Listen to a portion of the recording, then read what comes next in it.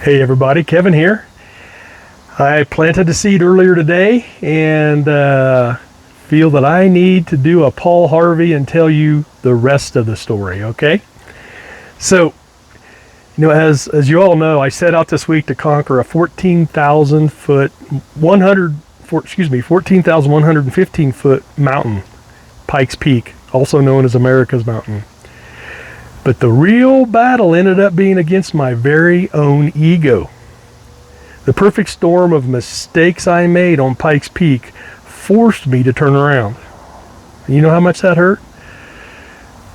But here's why that failure became one of my, I'm going to call greatest victories, okay? I really do. And how the warning signs I almost ignored might just save you from a disaster on your own next big adventure, whatever that might be, okay? When we lock into a major fitness goal like I did roughly 19 months ago, it's incredibly easy to let our ego push past what our bodies can actually handle, which, we should think of that, but not. It doesn't come naturally to me, at least.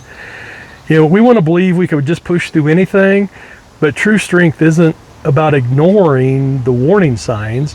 It's about having the humility, which I don't have a lot of, to admit when your physical limits have been reached and your body is simply out of fuel. And my body was completely exhausted of fuel. So I hit the Barr trail early and I was geared up with my Savota Cannabis 60L pack, but you know him lovingly as my trail buddy Risto, right? You've all met Risto. He's a great trail partner, let me tell you. And he was fully loaded with 30 pounds to support me all the way to the summit of Pikes Peak. And I want to be clear right off the bat so nobody has to wonder, okay? Risto was packed perfectly. My tent, my sleeping bag, my cooking system, my extra clothes, my food, and some other various things that I had in there, but 30 pounds total, and water, obviously water. The gear was flawless. The air, the real air, was mine, okay? Without realizing it, I'd set myself up for the perfect storm. Firstly, I had taken a powerful weekly medication prescription that I have 12 hours earlier than my normal scheduled timeline. Secondly, my plan was to hike a few miles in and cook a hot breakfast right there on trail. Boil up some water. I got a dehydrated meal, and I was going to make up a nice breakfast scramble of some type. But the route was beautiful. It was strenuous. And Risto and I were both in the zone. And I let the clock get away from me, and I waited too long to stop and fuel up, which was the beginning of the end. So between the early morning meds that I took, burning massive amounts of energy on a steep grade going up Barr Trail, on an empty tank, and the Colorado heat was rising fast. We've been very warm out here lately.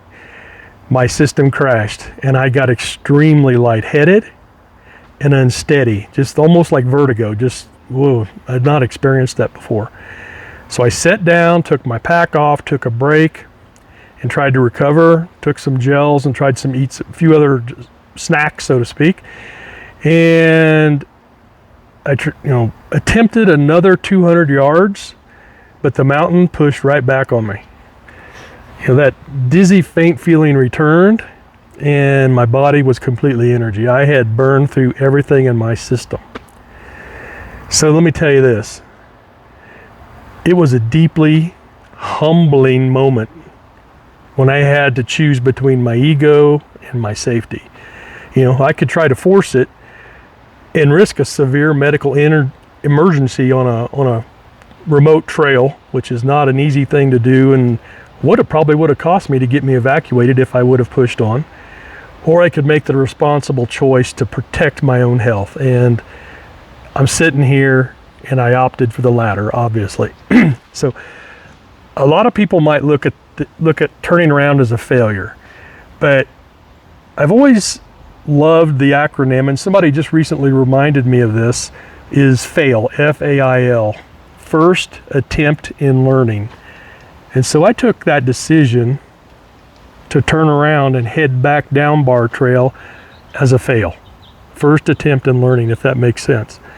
You know, you cannot out-tough your body. You know, a few small miscalculations in timing can change everything at altitude, because altitude, oxygen content, how much strenuous activities you've been doing magnifies everything going on biologically in your body. So protecting yourself, me, and or your hiking partner, in this case, Risto, is always more important than standing on a summit. And I walked down under my own power, totally safe, and taking this incredible first attempt in learning with me all the way. And trust me, it's embedded deep down in here and up in here. So let me assure you, my violence against gravity campaign, excuse me, I can't even say it anymore, continues, and I will persevere. I'm taking these lessons, these fail lessons, and I'm adjusting my game plan. And I'll be back to summit Pikes Peak later this autumn when it cools down, and I make sure I eat correctly and take my meds at the right time. So, let me ask you this question. Have you ever had a fail moment? Whatever that means. You know, it doesn't have to be climbing mountains or anything else. Just, have you ever had one of those experiences that you actually learned from it? And, you know, it's a time where small errors forced you to swallow your pride, turn around, and learn a valuable lesson for your own health. So feel free to put a comment wherever you see this, okay? I'd like to hear that, you know, and just understand if you can relate to what I'm trying to share with you today. And I guess what I want to do is let's celebrate the courage it takes to listen to your own body and live to hike another day, whatever hiking means to you, okay? So I'll finish with this. Stay safe out there. And for any of you that have seen some of my other videos, you know that I can't not tell you this, okay? You all have a day that matters, all right?